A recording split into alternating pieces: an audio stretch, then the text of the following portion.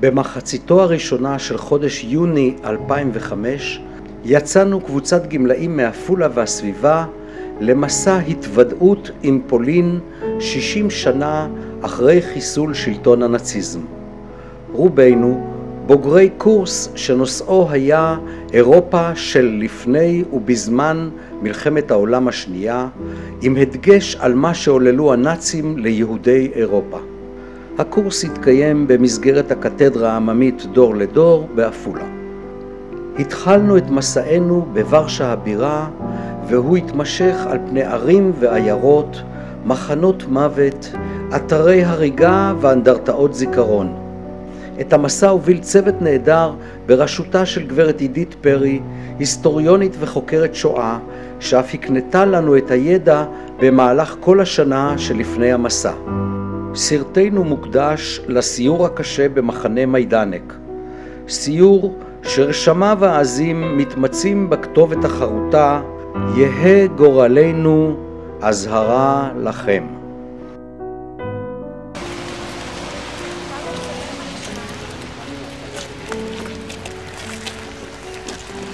בחוץ גשר, אפור. אנחנו עומדים כרגע מול האנדרטה המרכזית של מחנה מיידנק, אבל מכאן לא נכנסו אסירים למחנה. השער נמצא במקום אחר. אחת הסיבות שהחליטו לבנות אותה כאן, שיראו אותה טוב טוב מהכביש, לסמל את אותה קרבה שהייתה בין המחנה לבין החיים השפויים, שהיא מאוד מאוד לא ברורה. ספק 6 חלקים, ספק דמויות, חלק ממנה שלם, וחלק יש את אותם בקעים שראינו באנדרטה בפלאשוב, בקז'ימיש דולני, והיא נראית כולה כמו שער כניסה אחד גדול. נכון? יש לה קצת צורה של שער. כניסה לגיהנום. זה מה יקרה בעוד איזה זמן שכל המחנה הזה יתמוטט. איך אתה תוכל להעביר את התחושה לאנשים שכבר באים ממרחק של דור ושניים ושלושה של מה שהתרחש כאן? המונומנטים עצמם שנותרו כאן לזיכרון כבר לא יספיקו. הרעיון הוא ליצור כאן שער שהוא כמו שער לגיהנום. כשאתה מגיע למחנה מיידנק ואתה מגיע מלובלין והרכבת עוצרת, ב3 קילומטר אתה הולך ברגל, ויש לך תחושה שאתה יורד לתוך תהום, שאתה מתדרדר, שקשה מאוד לבלום, שאתה מאבד שליטה מוחלטת על הגורל שלך, שהשיירה הזאת של 3,000 ולפעמים 6,000 דוחפת אותך קדימה.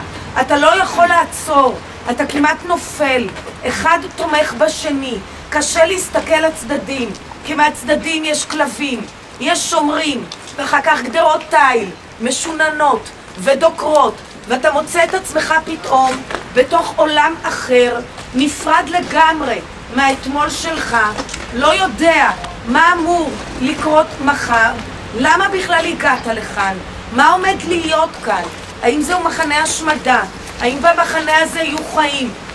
ואחרי שכבר נשאבת פנימה, דוחפים אותך מאחור, מושכים אותך מקדימה, אתה נעמד, ואז אתה מסתכל אחורה ורואה שאתה בעצם לא רואה יותר כלום, שהכל נעלם לך, שכל מה שהיה עד עכשיו איננו, שהגעת למקום אחר לגמרי, שמה ששולט בו זה בעיקר חוסר ודאות אחד גדול.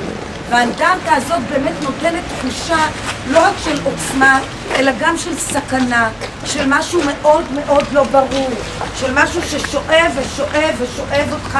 שימו לב, אנחנו גם לא רואים מה מחכה לנו, זה סתום לנו. וכל אדם שנכנס למיידנק הוא מלא שאלות. מה עומד לקרות איתי פה? מה יהיה גורלי? מה אני יכול לעשות? ואז פתאום אנחנו נעמדים בתוך הדבר הזה ומסתכלים הצידה, ומה אנחנו רואים שיש כאן? עיר. אנחנו רואים עיר, והיא מאוד קרובה, נכון. אנחנו רואים פתח, אבל הפתח הזה הוא מאוד מאוד צר.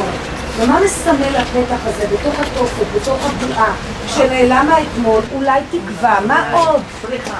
אולי אפשרות של בריחה. מספר לי מונדק, ניצול שואה מניסרה, עד היום כשאני נכנס למקום שאני לא מכיר, סגור, אני מיד מחפש מאיפה אני יכול לברוח.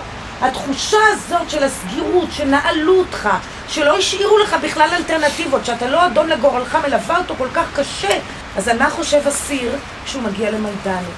אז אחד באמת חושב ישר על בריחה. כולם יכולים לברוח? מה קורה אם הגעת עם ילדים קטנים? מה קורה אם הגעת עם אמא מבוגרת? עם אחות קטנה? לא כולם יכולים לברוח. חלק מתייאשים ורק מחפשים למות. סיפר לנו קודם צבי שבאיזשהו שלב אתה לא רוצה לחיות. ומישהו אחר אומר לא, אני עובר את הדקה הזאת ואני עובר את הדקה הבאה ועוד שעה ועוד שעתיים, אני מוכרח לבלות את המלחמה הזאת ולהגיע אל סופה. כל אחד עם המחשבות שלו, עם התחושות שלו, עם כוח ההישרדות שלו, עם המצב המשפחתי שלו, ויש גם משמעות אדירה למאיפה הגעת לכאן. שוב, אם הגעת מהמיטה החמה, המכה כאן היא אחרת מאשר כבר הגעת מגטו ורשה. בואו נטפס למעלה ונראה מה חיכה לאסירי מיידנק. נכנסנו בכאילו שער המחנה, כי שער המחנה לא היה כאן. ממשיך מכאן שביל, שראשיתו ממש הראי אבנים כמו קרח, שקל ליפול, קל להתחלק, משהו מאוד מאוד לא ברור, אבל באיזשהו שלב זה נפסק ונמתח כאן שביל ישר, ברור לגמרי, מעוצב, שמותח, מותח את הדרך עד הסוף. בסוף הדרך אתם רואים את כיפת האפר. זוהי כיפה עם אפרם של נרצחי מיידנק, ובסוף השביל הברור הזה, על הכיפה, כתוב משפט, יהא גורלנו אזהרה לכם. והוא משפט ברור מאוד, שיוצא מתוך ההיראיות הזאת, מתוך חוסר הוודאות הזאת. זהו שדה מגורים פלד 3. במיידנק היו 5 פלדים. המחנה הזה לא נבנה מתחילתו בגודל הזה, אלא הלך וצמח. היו עוד תוכניות הרחבה מאוד גדולות. השדה הזה נשאר בשלמותו ואנחנו נגיע אליו. נגיע גם לזה, גם זה נשאר בשלמותו בצורה המקורית שלו. איך יכלו פולנים לגור כל כך קרוב בלי לעשות דבר? רבים מהתושבים שישבו סביב מיידנק היו גרמנים, כי אמרנו שגרמנו את העיר. חלקם היו פולנים, אבל במחנה מיידנק היו גם אסירים פולנים. אני גם שואלת את עצמי איך הם יכולים היום לשבת על מרפסת ביתם, שזה הנוף שנשקף מחלונם. אחרי ששמענו את דבריה המרגשים של עידית וצפינו במחנה ובעיר הקרובה, אנו יורדים לעבר הווילה הלבנה שהייתה מעונם של מפקדי המחנה הידועים באכזריותם המפלצתית. השמיים האפורים, הגשם וההליכה בעשב הרטוב מדגישים את סבלם הנורא של הקורבנות. השביל הזה שאנחנו פוסעים בו צעדו הקורבנות בדרכם לתוך המחנה. הבתים האלה עמדו כאן כבר אז, ואנשים שגרו בהם ראו במשך 24 שעות מובילים כאן את הקורבנות.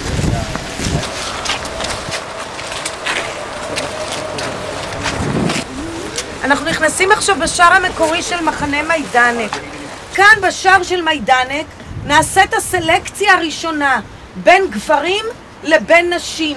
מאוחר יותר ייקחו את הנשים לחוד, יעשו סלקציה נוספת מי לחיים ומי למוות, ולאחר מכן הגברים. אחת הנקודות הטראומטיות ביותר, המפגש הזה בשער עם הכלבים, עם אנשי ה-SS ועם הידיעה שעוד רגע יכולה להיות אפשרות שיפרידו בינינו.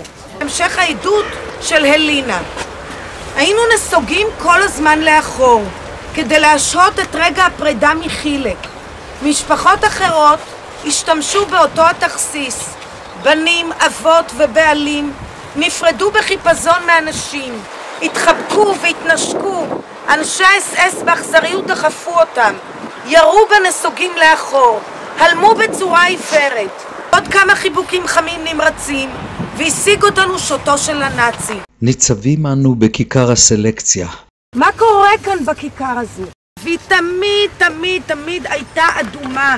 נהרות של דם זרמו כאן בקיץ ובחורף, ולכן היהודים באופן ציני כינו אותה כיכר השושנים האדומות. לכאן הגיעו הקורבנות, וכאן הם מוינו מי לחיים ומי למוות. לפעמים היו עומדים עם כאן הגב, הם הצטוו להתפשט, וכאן הם המתינו עירומים שעות ארוכות בכל מזג אוויר.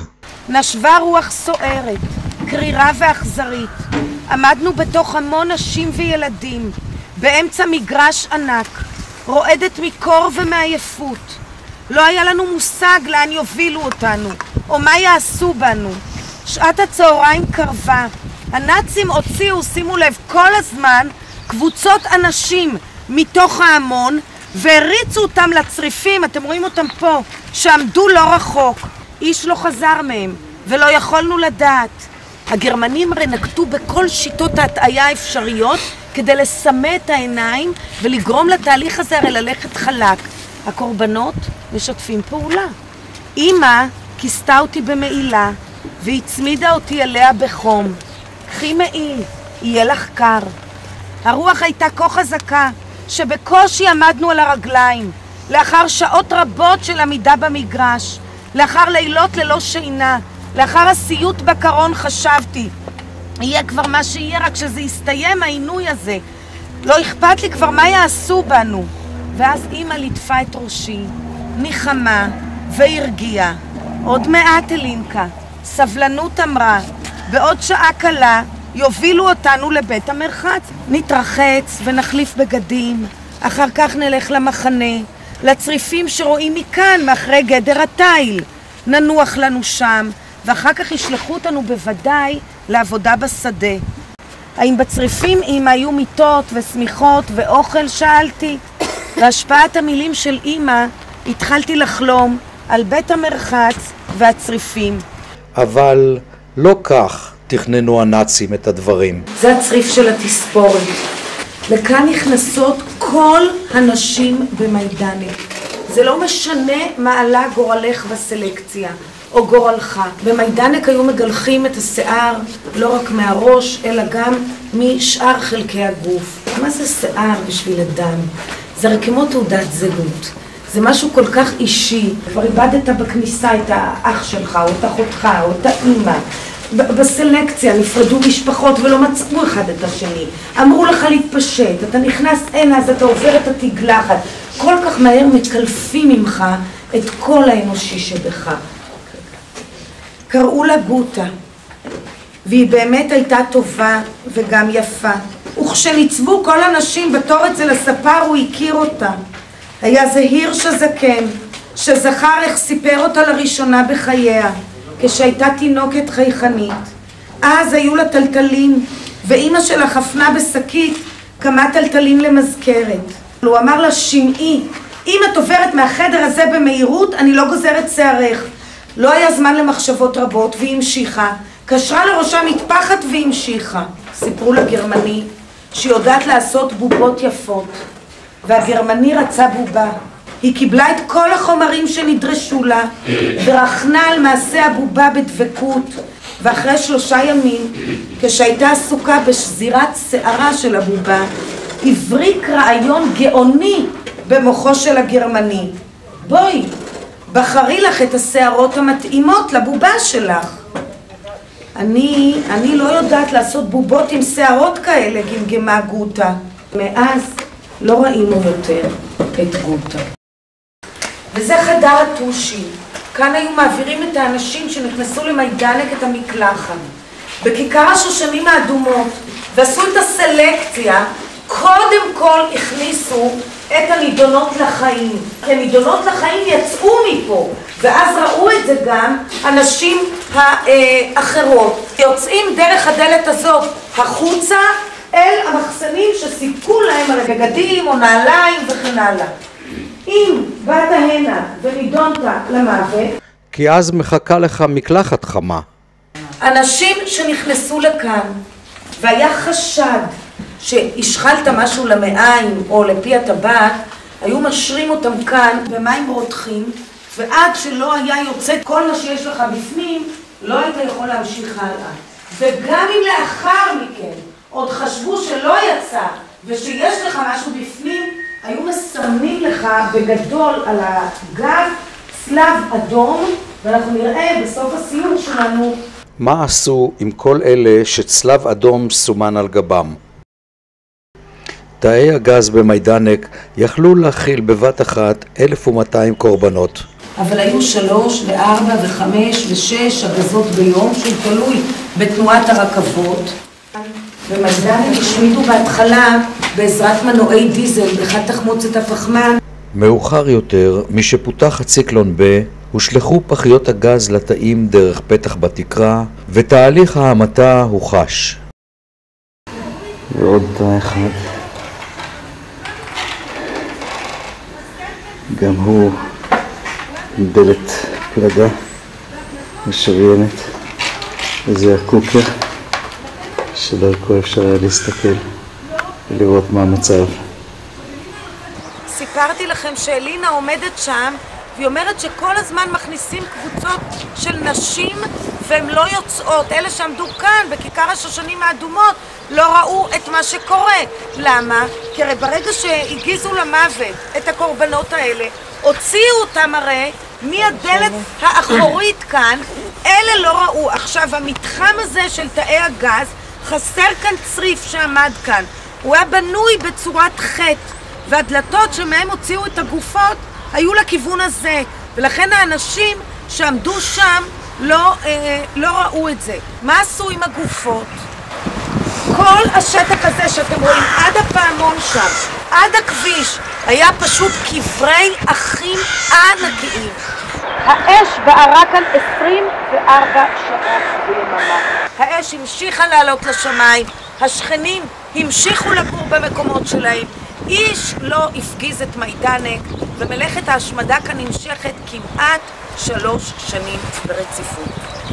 עכשיו אלינה יוצאת בשמחה דרך הדלת ההיא איפה שהם שניהם עכשיו עובדים, ודבר ראשון היא מחפשת את מה? את אמא היא מחפשת.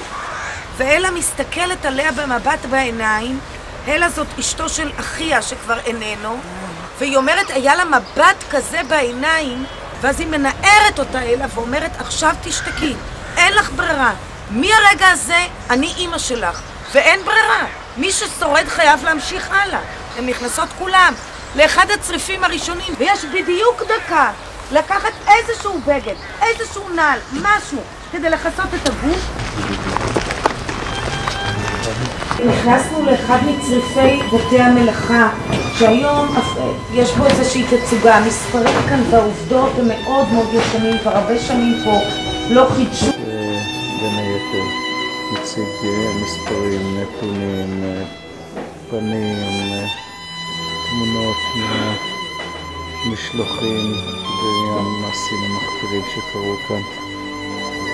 יש לנו גם אני באתי מבית של ניצולי שואה, וכל מי שלא עבר את זה חייב לבוא לפה.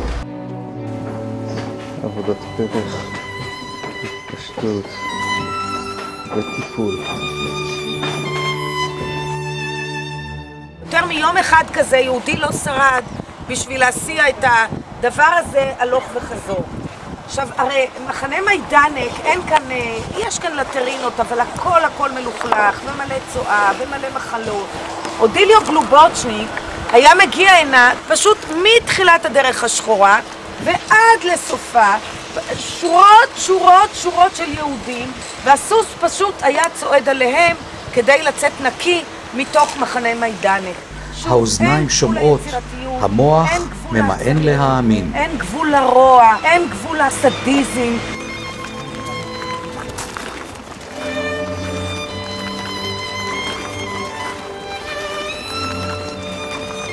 כל הכמות הזאת של 870,000 זוגות נעליים, זה מה שיש כאן, נמצאה על ידי הסובייטים ביום השחרור. הם מצאו אותם במחסן הזה, זה היו מחסנים גם לשדידת הרכוש. פשוט אספו, סידרו, שמו גדרות, ומה שגרינבאום מספרת, איך הם עינו את הנעליים האלה. הנעליים זוגות, לסוגיהם, לפי גודל וצורה. עוד באותו יום היו אמורות לגמור למיין את כל הערימה. העבודה נמשכה שעות רבות, וערימת הנעליים לא קטנה כלל. נעליים כה רבות היו שם. השומרים הצליפו באסירות ללא רחם, ודרבנו אותן להמשיך ולעבוד במלוא הקצב. הסתכלו האסירות על הר הנעליים, ומשהו נקרא בליבן. היו ביניהן נעלי נשים, נעלי גברים, מגפיים, נעליים פשוטות, ונעליים מהודרות יותר, נעליים של נערות, נעליים של ילדים ונעליים של תינוקות שאך החלו ללכת. אך לפתע קרה הדבר הנורא והאכזרי, הבלתי צפוי והלא יאמן. את התינוק הזה, ועמו תינוקות יהודים תמימים אחרים, קראו ללא רחמים מחיק הוריהם שבכו, התחננו ונאבקו, השליחו אותם לתוך קרונות רכבת ומשאיות, והרחיקו אותם לאי שם למותם. אנחנו ניכנס עכשיו לפילד 3. הגדרות הכפולות, לא סתם כפולות, ביניהם עוד גדר אלכסונית, הכל מחושמל. אנחנו נמצאים בכניסה לפילד 3. מתוך 5 השדות, אחד נותר בשלמותו. כל שדה כזה הוא בעצם תת מחנה בתוך מחנה מיידנק. בכל שדה כזה היו 22 צריפים, צריף אחד שהוא מטבח ואחד ללטרינות, לאותם מכרעות.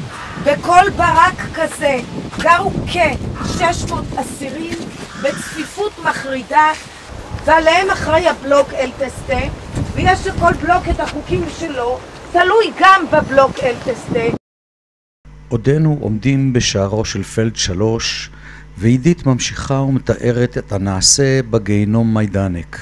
חייו של שוכן המחנה אינם שווים מאומה במפגשיו היומיומיים הכל כך מסובכים עם הסובב אותו.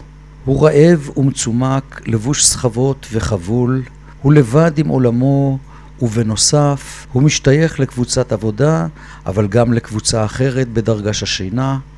הוא עומד שעות במסדרים אינסופיים ונפגש בשומרים סדיסטים בכל צומת ומעבר.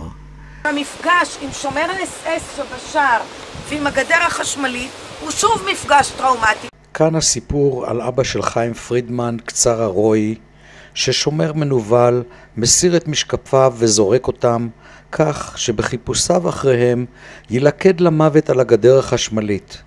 ובהמשך, בתוך הברק על אותו אחראי לברק, שנאלץ לשלוח את בנו למוות, כי הצורר לא מותיר לו ברירה מול מצפונו.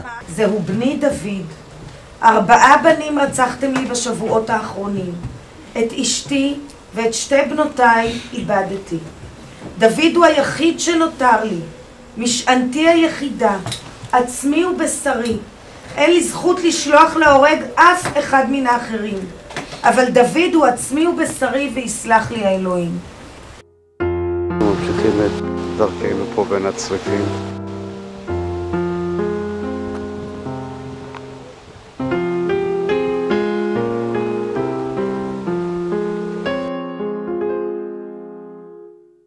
עכשיו אני איכשהו מרגישה הרבה יותר קשורה ומכירה את אותם יהודים שנעלמו לנו. אני יכולה להזדהות איתם.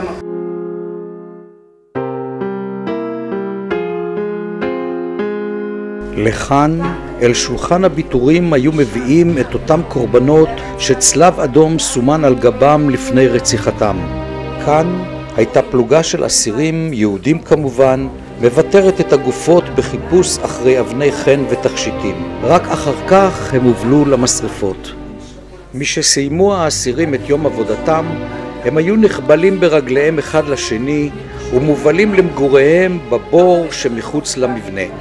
במרץ 44 הם מצליחים לחפור מנהרה מתחת לאדמה ולברוח. זו הבריחה היחידה שהייתה של כמה אנשים ממיידנק. ב3 לנובמבר 1943 הופעלה במחנה מוזיקה מחרישת אוזניים, ובאותו יום הוצאו להורג 18,000 יהודים, ובמחוז כולו 42,000 יהודים. הנאצים ציינו את היום בשם חג הקציר. למה באתי? בשבילי להשלים את הידיעות, בשביל ילדיי, בשביל נכדיי. ימליץ להם לעשות את המסע שאני עשיתי. כאן התנורים וכאן מחסן הגופות. מעברו השני של הקיר חדר האמבטיה של מנהל הקרמטוריום. כאן הוא נוהג להשתכשך במים החמים, כשמהעבר השני שורפים את הגופות. הארגז הזה בהתחלה עוד היה פתוח, יש שם פשוט עצמות אדם שלמות. ממשלת ישראל ביקשה מפאת כבוד המת לחסות את זה, וזה עכשיו בתוך תא הגזים הבודד שהספיקו לבנות בקרמטוריום הזה. ביום אחד, באחת הסלקציות היומיומיות שנערכות כאן, גם הלינה נקבעת למוות. והיא נכנסת לכאן עם עוד איזה 100 בנות, וננעלת עליהם הדלת, וחושך מצרים, ולילה שלם. הבנות מסתכלות על החור הזה, לראות מתי תיפול הגלולה. כמו ברולטה רוסית. ועוברת ככה שעה, ועוברות שעתיים, ועוברות 3 שעות, והמבט למעלה, והגלולה של הציקלון ב לא נופלת. והן מדברות על החיים שהיו להם, ועל מה הן לא מדברות, ועל המוות, וצבוכות, וצוחקות צחוק היסטרי לחילופין. תראו בן אדם שיודע שכל שנייה זה השנייה האחרונה, וככה זה 8 שעות רצוף. בבוקר נפתחו הדלתות. אמרו להם, תחזרו לצריפים. וכשהם יצאו, אז אמרו להם בחורים שעבדו בסמוך, שהמסעית עם הציקלון ב לא הגיע, ונגמרה אספקת הגז. מיד אחר כך כבר התחילו לפנות את המחנה, ויצאה בצעדות המוות לבירקנאו. מבירקנאו היא ממשיכה בצעדות המוות למחנות הריכוז בגרמניה, ושם היא משתחררת. היא השתחררה יחידה ממשפחתה, כולם נספו. היא מגיעה לארץ, וכמו אחרים היא ניסית, משתקמת, בונה את עצמה, והבן שלה זה יעקב גלעד, שהוא כותב ומלחין עם יהודה פוליקה. ובשנת 85, אלינה בירנבאום בוער לה מאוד לחזור הנה לפולין, ולהיות באותם מקומות שבהם היא הייתה ובהם נרצחה המשפחה שלה. היא רוצה להיות בוורשה, ברחוב שהיא גרה, ואחר כך בגטו ורשה, במיידנק, בבירקנאו, במחנות הריכוז בגרמניה. הבן שלה אומר לה, לאן את נוסעת, לאן את נוסעת, הנצח הוא רק אפר ואבק. למה את נוסעת? והוא פותח גם את השיר במילים שהיא סיפרה לו, שהיו המילים האחרונות שאמא אמרה לה, שהיא זוכרת שאמא אמרה לה, שלקחי מעיל, יהיה לך קר, שם בכיכר השושנים האדומות. היא נוסעת, הוא מדבר אותה עם השיר הזה. אני רוצה שנשמע ביחד. גביש סוכר, אם יהיו קשים הימים, תזכרי בי לפעמים. נדרתי הנדר, לזכור את הכל, לזכור ודבר לא לשכוח. דבר לא לשכוח הדור עשירי. כיסאות בבד פרוע, סמטאות ועליות. אני מיתר קרוע, שר אני לך עוד זאת. תחת ציר כוכבי שמיים, שים עליי את כף ידך. כל מילה שלי נמעלי, נקבלנה אליך. כל מילה שלי נמעלי, נקבלנה אליך. עוד ילדינו בצל גרדומים, את חמת העולם לא שמענו. כי אתה בחרתנו מכל העמים, אהבת אותנו ורצית בנו. כי אתה בחרתנו מכל העמים, מנורווגים, מצ'כים, מבריטים, וביצעות ילדינו אלי גרדומים, ילדים יהודים, ילדים חכמים, הם יודעים כי דמם לא נחשב בדמים, הם קוראים רק להם אל תביטי. אנחנו נמצאים עכשיו ליד המשרפות, וכאן גם מדליק נרות.